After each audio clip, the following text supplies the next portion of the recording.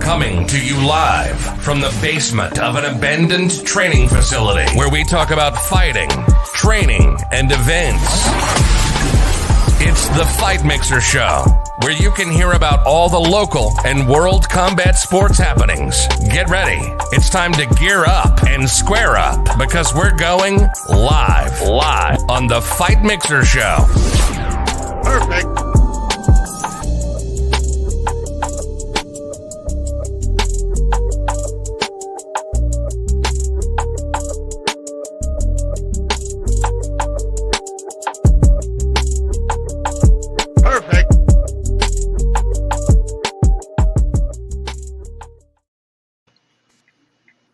Hey.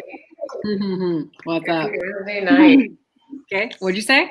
So happy Wednesday night. I always forget it's a Wednesday. Happy hump day. It's always like halfway to the next Was year. that planned that the women got the hump day? What? Was that planned that the women's show happened to be on hump day? Perverts. Fight mixers are perverts. Yeah, maybe. I never even thought of that. Uh-huh. We know. We figured it out on live podcast. We've been foiled. What's up, guys? It is Wednesday.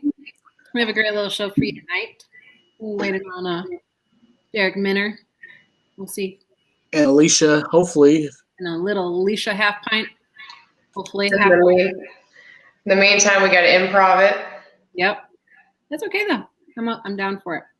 I'm going to snack. I'm back and forth to the gym. So don't mind my little, I got my mask still. You can be gangster. I had enough time to kill a waffle at home before I got here, so. Kill a what? Waffle. Nice. I like cooking. That's a very conservative choice of you instead of pancakes. I like it. So, well, we had a great weekend. Anyone watching the UFC fights? Did you watch it, Allie? Are you all up in the Facebook storm of the hump day that Adesanya had? Or it wasn't Wednesday, it was Saturday night hump day. I know. I didn't catch the whole thing, but Facebook was thankfully helpful and it let me know all the highlights that were going on that. How are they letting you know? By Adesanya in the car stuff? The highlight of the memes and clips. Man, he's already coming out. I guess Costa didn't even know that Adesanya sent out that sweet little romantic video. And then he gave his comeback, like, I'm going to take you. He called him human trash. Why weren't you mad on Saturday, Acosta? It's a shame. Costa got picked apart. That's what I was talking with David. I don't know what his game plan was. Do you just stand there in front of him, like squared off with Adesanya? I think his knee was hurt right away. Like after the second kick, to me it looked like he was already not wanting to put pressure on it. So I just don't think he had the mobility after that second kick to move. And he pretty much immobilized him. That's what I think. That could be, yeah. Because I'm like, everyone else is questioning that. I don't know why. I don't know if I thought maybe he was just being more calculative. He wanted to go the distance. When Adesanya at the end of the day can go 0 to 100, and that's what he did. Yeah, that's the other thing people are saying too, is that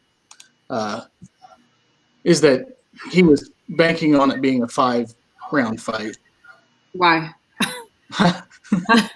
Why? I don't know. Well, he if he would have went full steam, he probably would have gassed himself out, 2 or 3 rounds. So I can see that, but I just don't think you can. I feel like he just should have done more, and I feel bad. I don't want to be those people that's on the sidelines outside the cage, like, oh, he could have done this and he could have done that, because I hate that shit. You're in the cage, and I get those people still to this day, despite not having fought in almost a year. They'll still find an old picture of him like, you should have done this and you could have done that. And I hate it. And so I can't imagine being at his level, but at the end of the day, I just you do that to yourself enough as it is, and then to have all the spectators doing it for you too. Well, don't talk so much shit too. the humbleness. I like a cocky fighter. I like people that will say and get up. It's entertaining to me. We've talked about this before. Excuse my background. It's really choppy right now. I do like the entertaining fighter. In this case, he did get cocky, and if Karma was a bitch, and Adesanya was able to talk a little bit more about what he was about to walk, and Akasa just let him walk all over him. He certainly did. So, yeah, and it worked out for Adesanya. So, and now John Jones. You see that John Jones like, I'm gonna rip him apart. What is that? What's going on with him? I don't know if I could. I'm a fan of John Jones, but I don't know about. I'm fully on the Adesanya train. You're on board of the train? Mm-hmm. I've been on board with him for a while. I like exciting. I like weird. I like unconventional. I like unpredictable. You could be a shitty fighter and get in there and just throw the most weird, unpredictable combos, and I'll be a fan. That's how I am. And I think that's because that's technically how I fight when I feel really good. Based on what I do in the cage, I don't necessarily translate in the cage, but when I spar, I like to be really weird and just try and get creative. And I like it when a fighter can do that instead of being so technical, because it's technically how I fight when I feel really good. Based on what I do in the cage, I don't necessarily translate in the cage, but when I spar, I like to be really weird and just try and get creative. And I like it when a fighter can do that instead of being so technical. Because am I lagging over there? I can hear myself. I heard her repeat herself for a second. Yeah. I hate how I talk.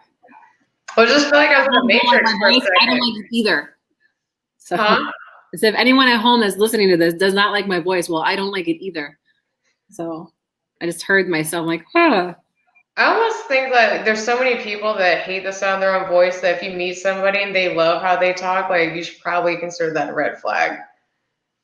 You think that they love how they talk? Like I've never met anyone that's like, I love how I sound on recordings. Like everybody hates how they sound. I can see that, but I feel like I got, the short end of stick over here being from the Midwest. So if I get really excited, you're going to hear it. And I come from like north of Chicago area. So you're going to hear like a lot of the vowels. And then I get really nasally and I hate that. So, oh man, I wish I could have a better shot even being an announcer, but I'm like, nah, I sound like crap sometimes. I don't even like the sound of my own voice. I've actually heard a lot of people say that they do not like when women have high-pitched, squeakier voices, because I guess like some men like have problems hearing that frequency. The hell are some of these women doing though? They're like, oh, hi. Yeah, the ones that like fake their voice. Yeah, I'm not delicate. Dude, I'll smash you. My voice sounds like I'll smash you. I wish I was a delicate flower. I've tried. Hey, hi. Darrick. Hey, what's up? Thank you for joining us. We're just rambling on about just being just filling time. The UFC fan world / fighter world. How are you? I'm doing all right. Just getting done with my day. How are you? I'm good. Allie, you doing hot? Pretty good here. Just a little chilly in Iowa. Oh, it's not. It's warm over here. Where are you, Darrick, at the moment? I'm in Nebraska City, actually. Oh, nice. Is there corn? There's lots of corn around here for sure. Well, welcome, Darrick Minner. I'm really excited to have you on. We tried to have you on last week. There was a couple mishaps. One being me. I was a little sicky. So thank you for being an awesome dude and coming on tonight. I'm sure you're really busy to be throwing, us around in your schedule. So I really appreciate that. Yeah, it's not no problem. Just chilling, trying not to get too fat in between fights. Yeah. Did you just get done training, or are you about to head in? Yeah, I'm coaching my guys down here, so yeah, pretty much same thing. Training and all that stuff. So do you get many breaks in between fights, or you just always stay steady? I try to just stay in the gym because I don't like getting in shape. I just want to stay in shape because getting in shape sucks. I have some, I can relate. Let's just say that. I'm sitting here munching like before you got on. It's like doing. You're more regular though, Karen. What'd you say? You stay pretty regular though. I just go on like fight binges. Yeah. And then they get in shape for a I'm while. so short and shit on my Instagram. So if I'm not posting on my Instagram, I'm freaking stuff in my face at the gym, in a corner hiding with like all my crap to eat so no one else sees it. So Yeah, I like to eat like shit too. So I'm not saying my diet's on point. I'm just saying training is still steady. yeah, but you're probably working a hell of a lot harder than we are, burning that shit, and you just got out of your fight, so you deserve it, and you just got out of that win. Yeah. That one. So tell us about that. That was your UFC debut, right? No, I had my UFC debut back in February. I took on 8 days notice against Grant Dawson. And that was Laramie's first time in the UFC, though, right? Yeah. And you got that one by submission. Quick. Yeah, it was quick. How was that? You like it? In and out like that, or did you want to go the Yeah, distance? no. I have out of my 25 wins, 22 of them are first round finishes. I do not like to go. I would rather get in, get out, go celebrate. That's sweet. Yeah, that's why I'm like, I don't know if people. I don't know about you. If you've noticed, like with other fighters, if they want to make the distance go longer, if they're always looking for first rounds. I don't know. If every fighter, I guess, maybe differs. I think it's a dream for, at least for me, to get in there and get out. But yeah, I don't know. I mean, it just depends who you are. Like some guys are just slow starters and can't get it done in the first round, and some guy, I mean, it depends on the competition too. But I'm always wanting to get in there and get out myself. I mean, I don't know. I definitely don't like being in there longer than I have to. are you a lover of cardio, or is that not like your forte? Does it go either way in training too? No, I mean, no. I mean, my cardio is usually good, but I think I go so hard in the first round that sometimes it bites me in the ass. So that's what we've been working on now that I'm down at new camp. It's all about like maintaining positions and kind of slowing the fight down, and because at this level you can't finish everybody. Yeah. So tell us about how your camp went for this upcoming fight, or not the upcoming fight, the last fight you just came out of. Is there anything different that you did for this one? Did you think your game plan stayed pretty solid, or did it go a little different than what you're training for? Man, well, I changed everything about my whole, like literally all the way down to my walkout song. So I literally changed everything about this camp and everything, just because it so happened that TJ was training in Vegas for his Contenders fight, which is where I usually go, and he was training with a lot of the guys I train with out there, and so I decided to switch it up, and I don't know, it's kind of like I don't know if I didn't feel unwelcomed or anything. It was just like my coach out there didn't really want me to take the fight, I guess. I don't know. And so I switched camps. I took the fight, and I went down to Kansas City with James Krause at Glory MMA, and it was totally different. I definitely knew how good of a coach that guy was, but to really experience it firsthand was something that, that's my new home, and that's where I'll be probably the rest of my career. That's awesome. That actually brings up a point I actually don't think about too often, but thank you for bringing that up, is when your coaches come back to you. Is this a fight that you wanted and they didn't want it, or how did that play out? Because I'm always interested. I actually, when I've been in that position before, I don't know if I took it more personal, but if someone tells me I can't, train with that person, and I damn well know I can't, it does feel a little bit more personal to me. But is that something how it played out for you, or do you? No. I basically Mike. I hadn't been out there. After the Contender Series loss, I hadn't went to Vegas for like 9 months, and so he had just been training out there. So it wasn't really me asking for permission. It was just me being like, "Hey, are you going to coach me this camp if I take this fight?" Pretty much. And so he was kind of like, oh, it was kind of iffy. And so it wasn't like nothing, like he was like, don't take the fight. He was just like, man, it puts them in a hard place. And so I left. I just went and did my camp in Glory because I didn't want anybody to feel awkward, or, I didn't want anybody to be like in an awkward position because we had mutual friends, and, who knows where he was training at. And it is what it is. I never trained with him. I've seen him around the camp, and I just, but it was a good move. It was definitely played out how it was supposed to. Yeah, you still came out on top. And you are what? That was a guillotine that you had on that guy, Laramie? Yeah. Is that, you had a lot of guillotines over your career too? And this was number 11 in my pro career, and I think I probably had 8 or 9 in my amateur career. So, yeah. How many amateur fights did you have before you were pro? I was 15, I think. 14 or 15 of them, I think. Yeah, I was like 12, 1-1 or something. Hey, Emily Rose Adams at home. Thank you for joining us. Got What's Colorado. from Colorado? That's one of the further away ones we've had. That's awesome. Thank you, Emily. I also asked the previous fighters around the show too, what was the decision-making process, I guess, from the point of your amateur career and wanting to transition to pro career? Do you think it was right on point, on time? How did that play out? I'm always interested in hearing that. Well, I mean, that was a long time ago. I mean, that was 2012. So,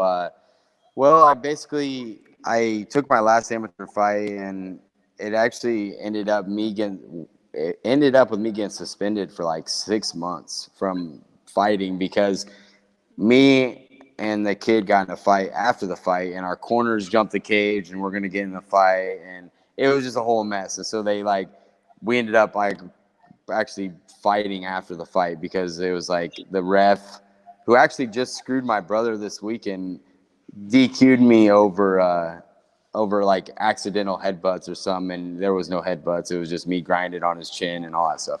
And so after that, I was like, okay, we're going to turn pro anyway, but it kind of gave me like a 6-month hiatus, which I'm a guy that likes to fight every 3 months because, all out the last 10 years. And so I think I should have took one amateur fight after that, the suspension, but it was right on time. I did end up getting choked my very first fight by some bum.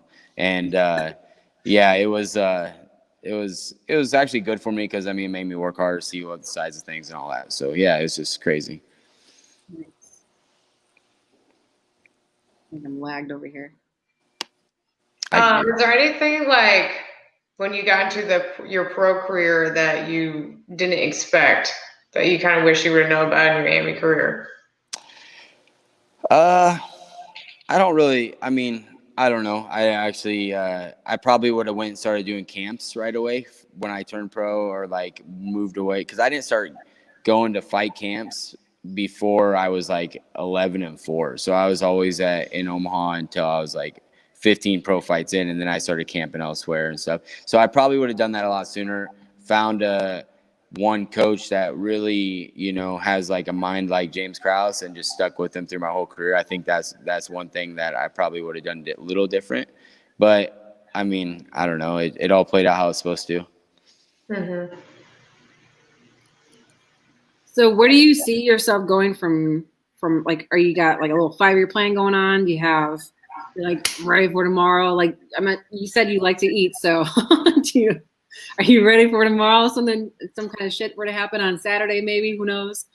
Or no, I'm the kind of guy that like I'm trying to get better about it. As I hit 30, you got to have a little plan. But I'm just trying. I just had a new baby girl, so it's a little different. That you have to think of a kid now and all that, and so it's one of those things. But I'm still.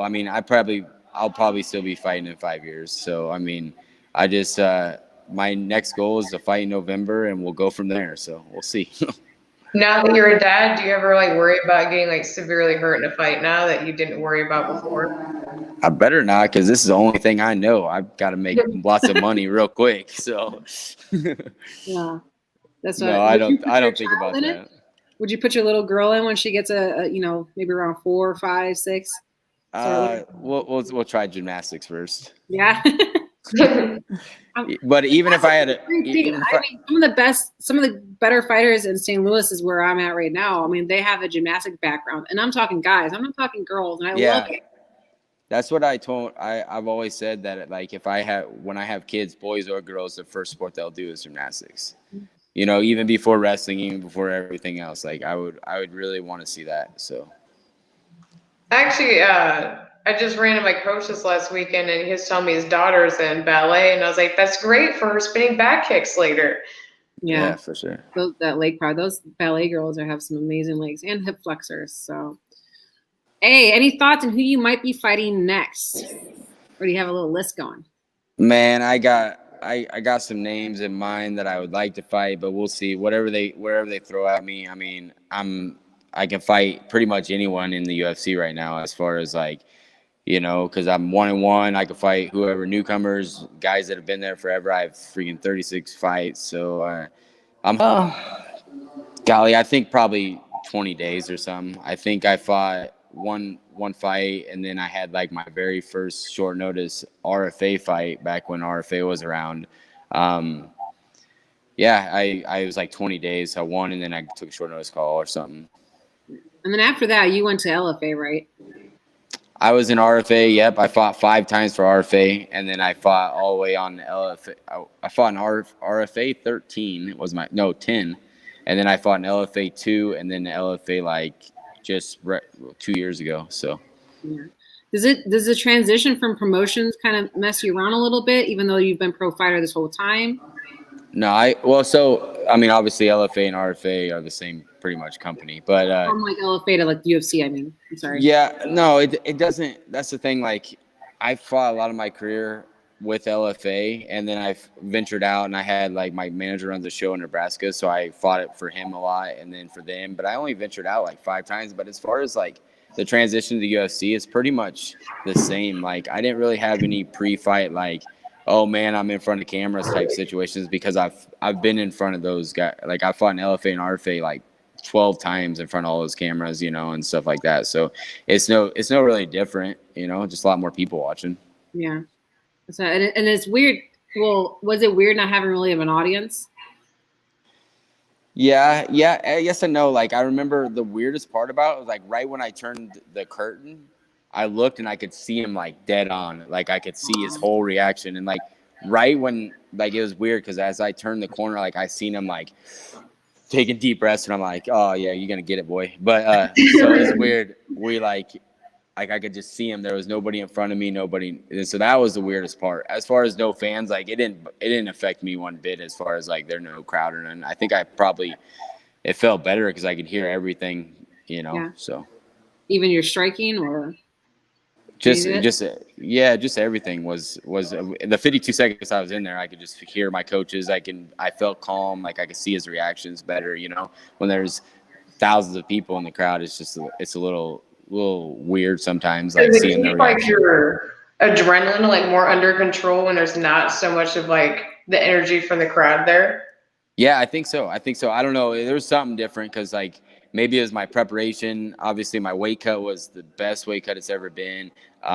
Between my coach, everything was just so on point that in the back I was sitting just like I am now, and I was like, man, why am I so calm? I've never been this calm. This is the biggest fight of my life. Like what? This is weird. And so like it was really weird. And even getting in there, I was just like, I just was having fun. Like it felt like I was taking an amateur fight again, where I just did it for fun. You know what I mean? And so like it actually brought it back. This whole camp brought like my career back, I feel like.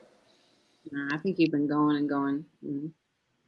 It's not your longest win streak, right? Because you just came out. You came off before that. You also had a loss recently. Well, yeah, I came off the loss to Grand Dust. So I'm talking about like bringing like as the fun back in fighting again. You know what I mean? Like the UFC really brought back that spark. Because before I got the call for Grant Dawson, like I didn't know where my career was going. Yeah. So like that's what I'm talking about. Like as of, like the whole like last like 6 months really brought the fire back in me and the fun back in fighting, because my only goal has ever been to get in the UFC. And so like when I didn't think that was gonna happen, like it was like really disappointing. You're only 30 though, so when you turn 31, because you're not even at your prime, which is I love talking to people too that are younger. I'm older, so I think it's so exciting to see when people are doing their best and they haven't even hit their peak yet. Yeah, and it's like, I'm 30. I turned 31 not until April. So it's just, and I finally found a coach. Like I've never had a head coach, and so I think that's going to be the whole game changer too. So it's going to be different. It's weird with those like wish you would have known, because like when I was younger too, I didn't like venture out to other gyms and like go to other coaches. And now I've tried other gyms and it's like, wow, I really should have just started doing this a long time ago. Yeah, I feel like it was just like I loved where I've been with fight camps, and I've met a lot of cool people, but like I think it was just different having like I don't know. Like, I didn't have to think for the last 4 weeks. It was all like when I was at camp. Like, we took it on 4 weeks' notice. I got down to Kansas City in 3. And I literally didn't have to think about nothing. And I think that's the way a professional athlete should be. And I finally felt that. Like, I didn't have to think where I was going to fight next, what I was going to do, or what training session I was going to hit, because he laid it out. Here's your schedule. Go do it. You know, here's my privates. Here's when we're doing working one-on-one. So it was just different. I like hearing about that stuff.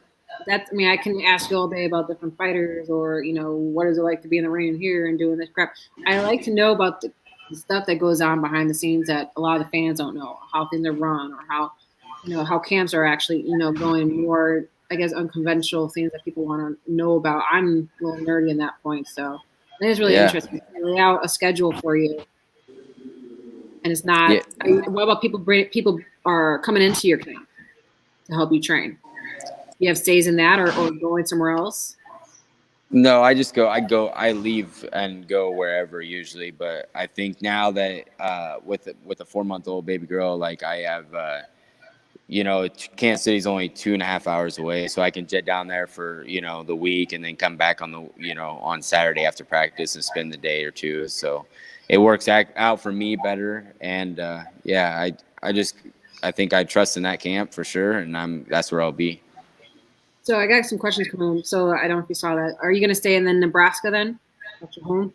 As of right now, yeah. I mean, I'll camp out in Kansas City, and if, you know, depending on the camps, I'll always probably, you know, spend 5-6 days down there. But as far as my home will be in Nebraska, but you never know. I mean, if I tear off 3 or 4, I mean, maybe I can convince the girlfriend to move, but I don't know about it all that right now.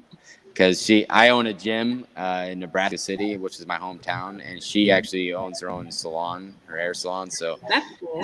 It's a little different, yeah. She's got to be busy and grinding while you're grinding, and yeah, power couple. Yeah. So you bring in the baby in the cage when you're training, then? Not yet. She's a homebody. She don't like to leave, but no, she's too young for all that. No. What was different about your weight cut this time? So you said this is the best weight cut you've had, or something really different, or is it? Yeah, I didn't have to guess again. That's what I'm saying. Like, I didn't have to think at all. Like, I hired a nutrition, Tyler Mint Nutrition, and I didn't have to think about what I was eating. He told me what to eat, and I did it. And then I didn't work so hard during fight week too, because usually I'm like trying to get all the weight off early. I'm trying to get in a sauna suit and run and do all that stuff 3 or 4 days out, and they just changed all that, and I didn't.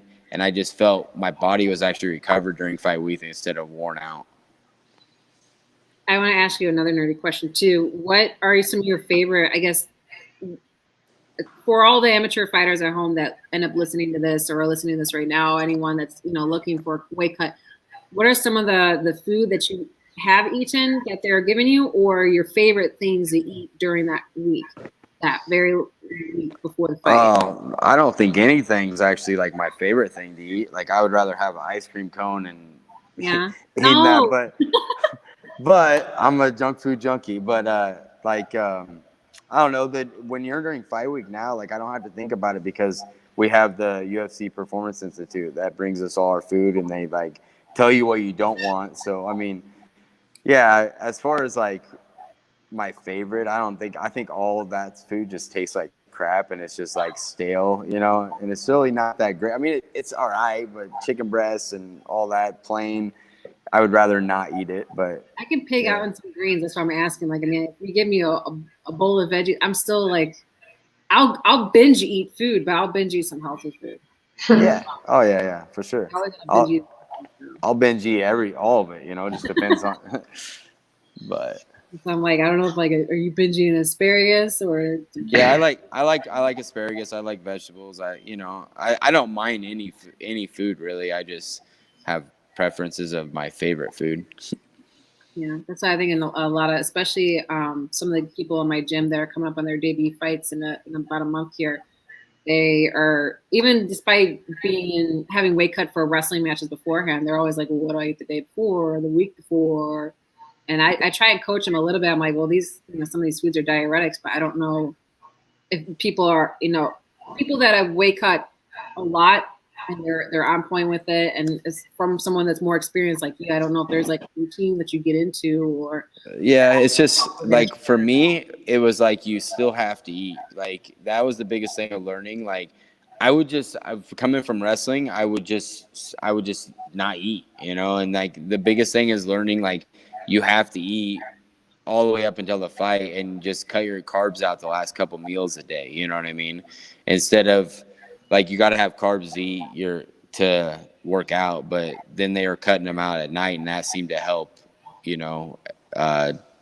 Not retain the weight, retain the water during the middle of the night and stuff like that. But yeah, I mean, as far as that was the biggest thing is just learning to eat pretty much and not starve yourself during fight week or, when you're leading up to a fight. Cause I feel like a lot of people that come from wrestling, they just want to stop eating, stop drinking, but it's the opposite. You got to continue to chug water and you got to continue to eat good and healthy. Do you take any like pre-workout supplements or things like that? I have never taken a pre-workout or any supplement in my life. Sure. Like it's weird. It's like it's one of those things. It's just really weird. I've just never everybody's been like on pre-workouts and all that stuff. I just never have. I've never taken. I started on protein for the first time because my nutritionist had me get on protein. Nice. But like that was just a supplement stuff. But yeah, everything does contribute. But I just have never been one to take any type of supplements. Yeah, that's why I'm like I actually have my little pre-workout here. But I'm older than you, so I need this. Yeah, but I got fight years. I got like 51 fights altogether. I'm aged. My body's aged. I swear, some people, my boyfriend's an MMA fighter, and he'll just like, I'm just going to go run 13 miles for fun. I'm like, God damn, like, I wish I could. I don't know if it's a boy thing or, maybe it's not a boy-girl thing, but I see a lot of people that just some have that natural, and I'm dragging ass. Like, if I go through a camp, I need something to work for, and you need to give me a goal, and I can try but not. Yeah, you're already seasoned in this, so that's a little different, but thank God you never use a pre-workout. I mean, don't do it if you don't do drugs. What gets me is like when you drive by and you see someone's been running for a long time and they're just happy. Oh yeah, no. Not running. I hate running. I absolutely hate running. My hips and knees do not like running either. I try to convince myself I'm being chased just to go a little bit farther. Well, rolling, that's why I always tell people, I'm like, you don't like to run, roll. Like I love getting the cardio and the rolling and you're yeah, that's my thing. It's all how you drill. So like my thing is like I just drill super hard when I'm in camp, and that's how I get all my cardio and stuff. Yeah. I just came with this genius idea yesterday because I seen my son was watching. I guess you can buy laser tag equipment for your house. What? And just play at home. I was like, dude, I'm gonna get a whole set of those because we played laser tag for him. Like I was like, you get your cardio up, and at least it's kind of some motivation. That's your next camp. Yeah, for sure. I start just doing laser tag at home all the time and get really tactical. How'd you get in charge or in shape for this fight? Laser tag. Yeah. That's pretty sweet. Best accuracy in the house. Hell yeah. I got accuracy with my laser beams. So I am. Dude, that's funny. So so you got, the fight hopefully coming up in November. Do you have anything that you're going to be doing next this time coming up soon, or am I going to do what? You're so happy with the last camp and you want to repeat that, or you like to change things? No, I think it would be probably the similar. It's just going to be longer. Hopefully I get, they tell me now, and for one of those dates, I'll get longer than what I did in my last camp. If I can get 6 weeks, 7 weeks, that'd be perfect. Last camp was like 3.5. So, yeah. Good question, Commander. Who would be your dream fight? I want to know. My dream fight would probably be, like I was asked that question, I don't know, a couple weeks ago, and I probably would be like a guy that I've been watching for 10 years, like a guy like Frankie Edgar standing across the cage from me, just because like you've been watching him so long and he's been so good and he's like one of my favorite fighters, that it would be like a dream to like stand across from those guys and be like, yeah, all right, now I've became something, I'm fighting the guys that I look up to and stuff like that. That's cool. not really like an anger crushing, like, oh, I hate that dude, or oh, I want to shut him up. That's awesome. That, you know, and I see a lot of people too that they've said that, a couple people, not a lot of people, a couple people, and that really says, I think, something about someone's personality. But yeah, a good experience. I can't ever stand up with Nunez, but I do love Nunez. She's not gonna ask. Yeah, it's a tough fight for anybody. But just to be next, or even just for someone, even if Frankie Edward held mitts for you, like, or rolled or whatever, who cares? Like, you know, freaking took your ass down and just power drive you on the ground. I'd be like, oh, like. Yeah, I ain't trying to do that. I want to lose. No, but it'd be fun. I think I get what you're saying. Yeah, it'd be cool to train with him too, for sure. So that'd be really cool. Well, thank you for joining us. I know it was a little bit earlier to jump on in, and we really appreciate you, and also for scheduling with us. Give a shout out. Who do you want to say thank you to? Any fans, sponsors, whatever you got going on? Your little girl, your girlfriend, go for it. Yeah, I mean, just basically, you know, all my teams, you know, in Kansas City and Omaha and Nebraska City, you know, all my sponsors. I'd like to name them all, but I got a lot of people that back me as far as getting to this point. So, like, I don't like to leave anybody out. So they know who they are. And then, obviously, you know, my family at home. And, yeah, that's about it. You know, family, fans, friends, everybody. Thank you guys for having me on. Yeah. No problem. Thanks for showing up. Yeah. You're really, really chill, nice personality. We like it. We'll be watching. Already following you. So, guys, give him a follow. Instagram. Give him some love. Watch out for him come November and keep going. Yeah, I was watching some of your videos, and you're just very high energy fighter. Very good. Yeah. We're trying to slow it down a little bit. But you're fun. That's why. Yeah. Thank you. Yeah. Listen. We like it too. So whatever. Right on. Good. So thank you, Darrick. Well, thanks, ladies. Have a good night. Bye. Night. He's nice. Mm-hmm. Now you're gonna have our afterthought like Jerry Springer. Yeah, but without the boobs. So I have no pearls of wisdom to give out. Yeah. We are kind of getting like wise in our years. We should be able to start. Some what? Huh? What'd you say? So we're starting to get wise in our years. I'm starting to hit that 30 mark. Oh yeah. Oh my God! Shut up. I wish I could rewind it back, because every time I'm like, oh, I'm old, and I look at the picture the next year and I'm like, damn, I was young, and then I'm old and I'm young. 30s are the best, but they're really confusing. I still feel like I haven't matured since 24 anyway. What'd you say? I still feel like I haven't matured since 24 anyway. So no, you won't. I think you mature and you just do this. Well, I'm mature. I will say it's nicer to relax, but I also have to pay that to fighting, which is why I am more relaxed. Because I think, as someone said this the other day too, the more you train, the more you learn how to fight, the less you want to do it. Meaning, like I said, I was hot-tempered, like on the street. I totally get that. Because I wasn't sure if it was fighting or just getting older. I was like, I feel like I'm the same. It's just I react less. Yeah. Or you even have less to prove. Like, I don't care. Let them get mad or let them think whatever they want. Ooh. Even when it comes to the fight community too, like, the girl wants to fight me. Cool. Yeah. Like now I feel like a lot of times I say it's just like, you're lucky you did not meet 19-year-old Allie. Because I would not be handling it like I am right now. Yeah. No. Yeah, age does a number, and I wish, like I said, I always, wish I'd started training earlier, because damn to be, start your training. Anyone that thinks about getting their kids into martial arts of any sort, it is a blessing, I think, for them, not only to discipline, because when I actually teach youth, I don't, at one of my gyms out here, I teach at 2 different gyms, and one of them is youth, and the main thing, it made me not just to teach the kids MMA or, boxing, kickboxing, and wrestling. It's the discipline. I mean, you're not talking back to your mom in that gym, or these kids are either going to take the direction, they're going to listen, they're not going to keep talking. It's not the back mouth, and they're really good kids, and I think it really helps shape personalities. So it's true. The personalities come out of it, because like I met people that were big football players and different sports and everything. Like, and I met some really great people that came out of fighting, just personality wise, empathy, everything. Yeah. So, anyone thinking about going to martial arts, you become a cooler person, I think. Unless you're already cool. Be a lot better friend. Yeah. You'll be a lot better friends and protective. Mm-hmm.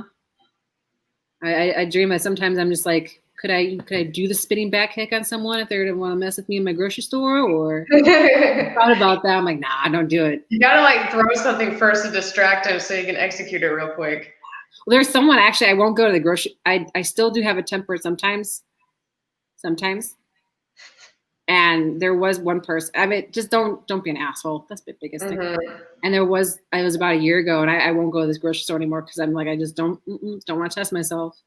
And the lady was really mad at me, and she got because I didn't say excuse me when I walked past her, and so I was good like 20 feet away from her, and she started swearing at me for not saying excuse me, and I turned around and I'm like, excuse me, you want to say that again? And like it was really bad, but long story short, like I mean, I almost like sometimes I'm like I want to tell them like I'm not an amazing fighter in my fight community, but I will kick your ass. Little lady in the canned vegetable aisle, and then she picked up a can of vegetables.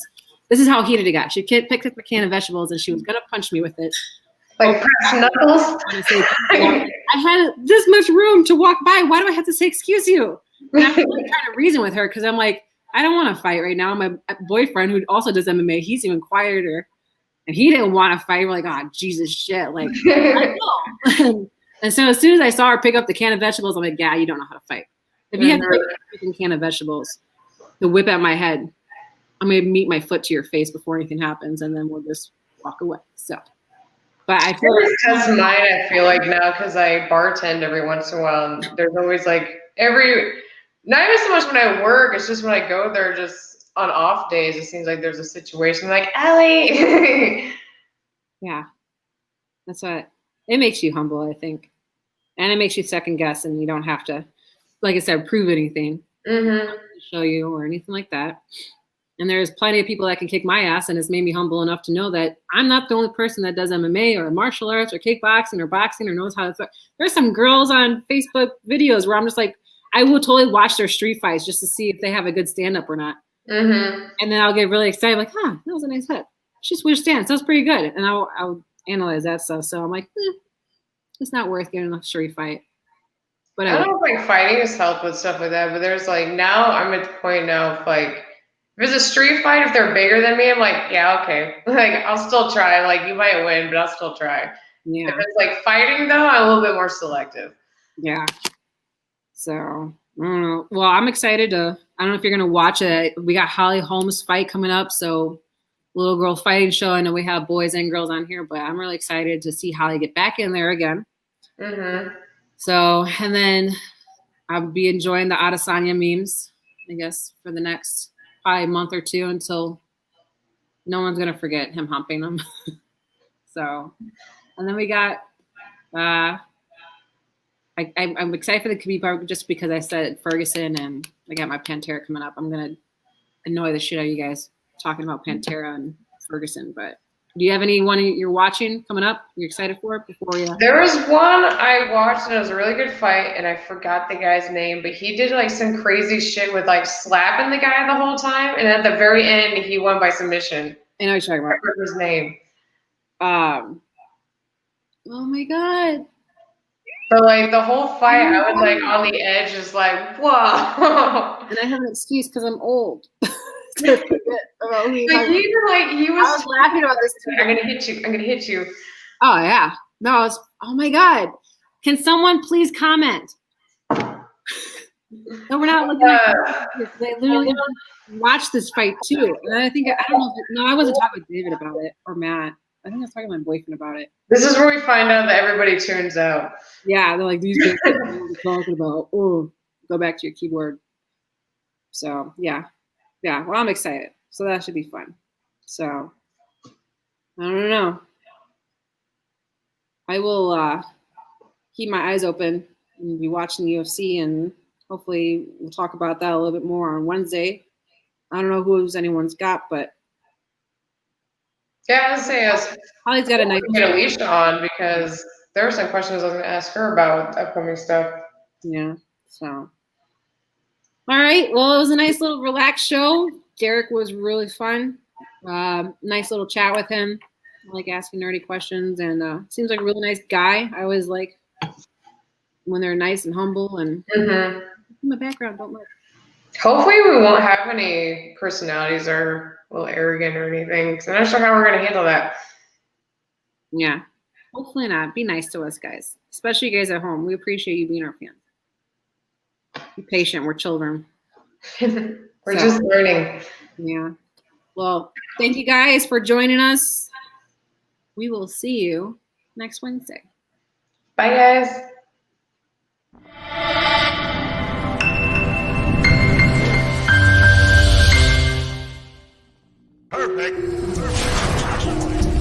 Hi, I'm Matt Seibel, producer of the Fight Mixer Show. We have a good lineup of guests coming up next week. Take a look for yourself.